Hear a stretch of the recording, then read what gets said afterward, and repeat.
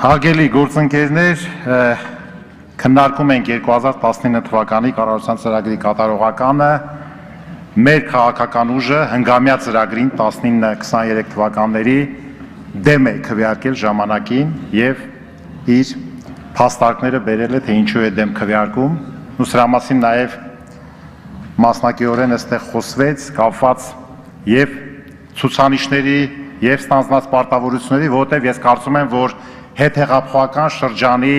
ամբողջական 1 տարին ամենաբարենպաստ տարին պետք է լիներ, ամենաբարենպաստ, որտեղ շատ բարձր է լինում քաղաքագիտական իմաստով ժողովրդի վստահությունը եւ այն բարեփոխումները, որոնք նաեւ ոչ պոպուլյար պետք է լինեին, հենց հատկապես 19 թվականին կամ դրան հաջորդող կարճ ժամանակահատվածում պետք է կատարվեին։ Հիմա այստեղ նաեւ մեր գործընկերներից խոսեցին, փորձենք չափելի պատկերացնենք տնտեսական ցուցանիշները ասեցին բավականին, համախառն ներքին արդյունքի աճ, տարբեր ճյուղերի, նաև մինուս որտեղ է անկում գնացել, ես մի հատ փորձեմ համախառն ներքին արդյունքի կառուցվածքը ներկայացնեմ, տեսնենք դա մեզ բավարարում է թե չէ։ Առևտուր եւ ծառայություններ, աննախադեպ աճ, sense բան չի եղել 54% միասին։ Գյուղատնտեսություն, ելի շատ հազվադեպ ա եղել 12%։ Շինարարություն 7.5%։ Արդյունաբերություն 19.5% եւ զուտ հարկեր 7.5%։ Հիմա սա մեզ բավարարում է թե չէ, որտեղ ամեն մի ցուցանիշի հետևում կանգնած են կոնկրետ աշխատատեղեր եւ ներդրումային ծրագրեր։ Ես կարծում եմ, որ արդեն անընդհատ ասել, որ գյուղատնտեսության այս վիճակը պայմանավորված է վիճակագրության փոփոխությամբ, այնքան էլ պատեհ չի, բայց որ գյուղատնտեսությունը 859 միլիարդ դրամ է կազմում ընդամենը մեր հնայում, որտեղ ամենաշատ զբաղված ոլորտն է, սա էլ շատ քիչ է։ Հիմա ասեմ ինչի եմ տենց համարում։ Տարբեր զարգացած երկրներում գյուղատնտեսության ոլորտում զբաղված է 1.5-ից 2% բնակչության զբաղվածների։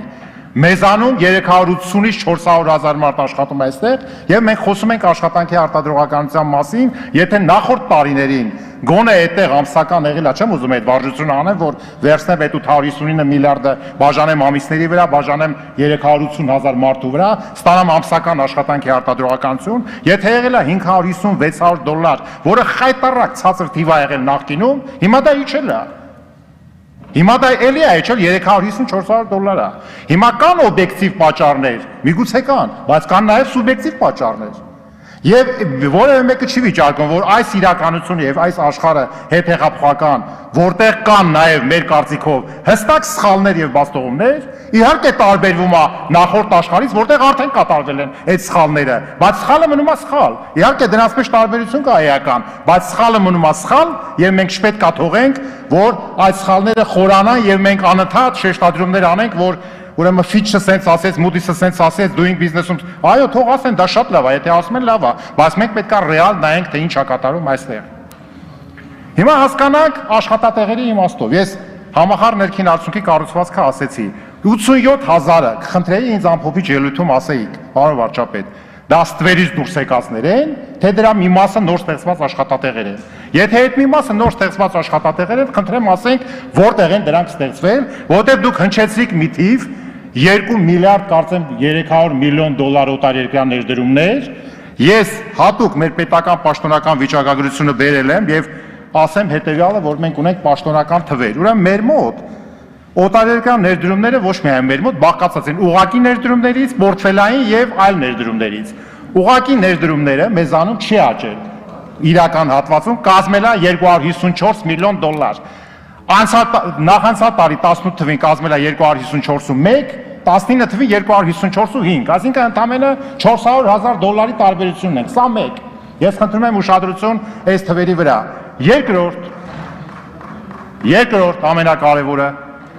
այլ ներդրում պորտֆելայինը կազմել է 100 միլիոն։ Այլ ներդրումները, որ հնչեցնում է, ես չգիտեմ ով ածեց հրամցրել այդ փաստաթուղթը վիճակագրական, այլ ներդրումների մեջ ուրեմն մտնում է ինչ, ասենք եթե ձեռնարկությունը ապրանք է արտադրում, իրացնում է, դրա դիմաց այդ ապրանքի իրացման դիմաց մարդկանց վճարում են, այդ փողը մտածա այդ ներդրումների մեջ, կամ կանխավճար են տալի, որ ապրանք արտադրի, տես չի լինում, դա ներդրում չի։ Խոսքը գնում է ռեալ ուղղակի ներդրումների մասին, որոնք ձևավորում են աշխատատեղեր, այսինքն ներդրումներ բիզնեսի մեջ։ Սա մենք պետք է ակնհայտ իմանանք եւ մի զավեշտալի թիվել եմ ասելու, որ խնդրեի ճշտեք դուք հատուկ հանձնարարեք, թող ճշտեն։ Եթե մենք անցած տարի ապրիլի 5-ին նայեինք, թե վիճակագրական պետական կոմիտեն ինչ թիվ է դրել 18 թվի օտարերկրյա ուղղակի ներդրումների զուտ ներխոսքի համար 111 միլիարդ դրամ եւ հիմա նայեք ապրիլի 5-ին կտեսնեք որ այդ 111 միլիարդը իջել է 74.9 միլիարդ դրամ ես խոսել եմ վիճակագրական պետական կոմիտեի նախագահի հետ գրավոր գրել եմ ի՞նչն է խնդիրը կայացել է նրանում որ դրսի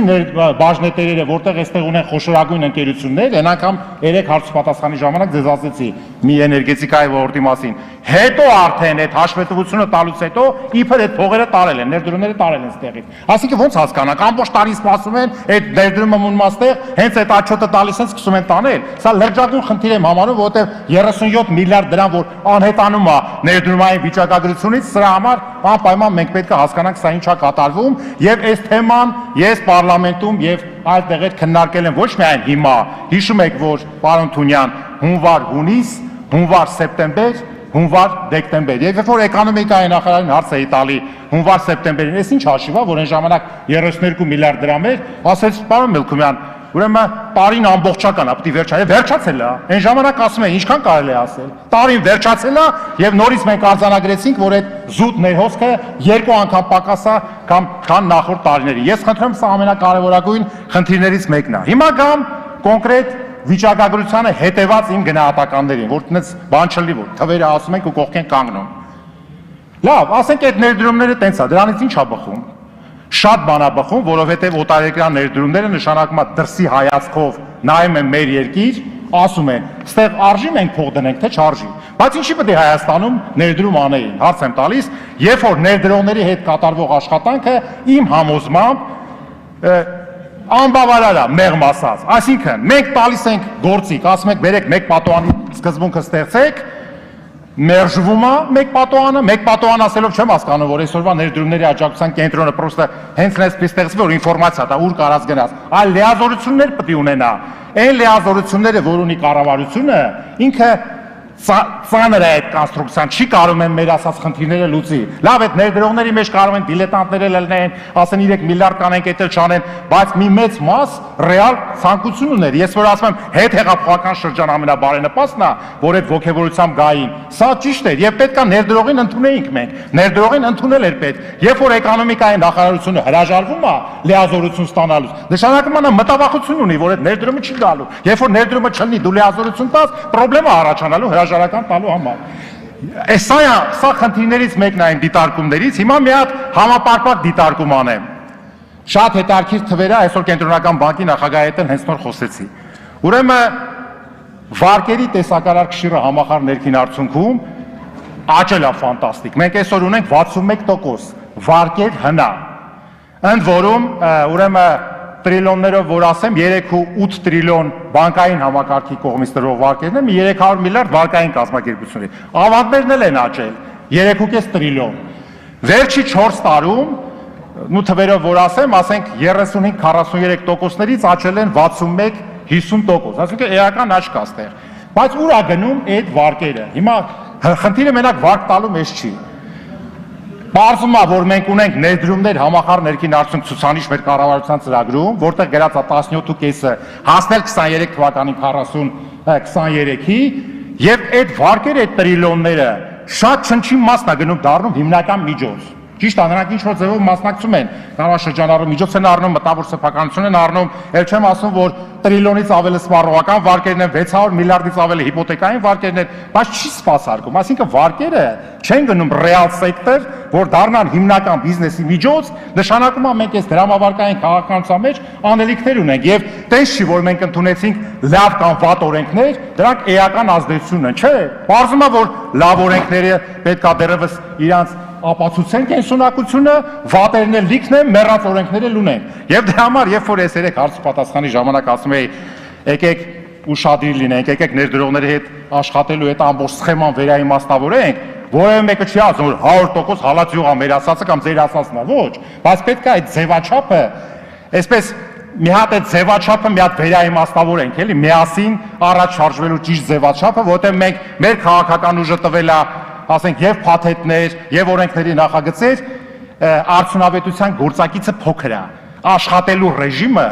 անարդյունավետ է, կան առանձին դրվագներ, բայց ընդհանուր առմամբ կարծում եմ մենք հələ ճանապարհ ունենք անցնելու, Աստված տա որ մենք այս համավարակը հեշտ ուրեմն հաղթահարենք, տեսեք, ասեցի 19 թիվը ամենաբարենպաստն էր, այս տարի աճ չի լինի,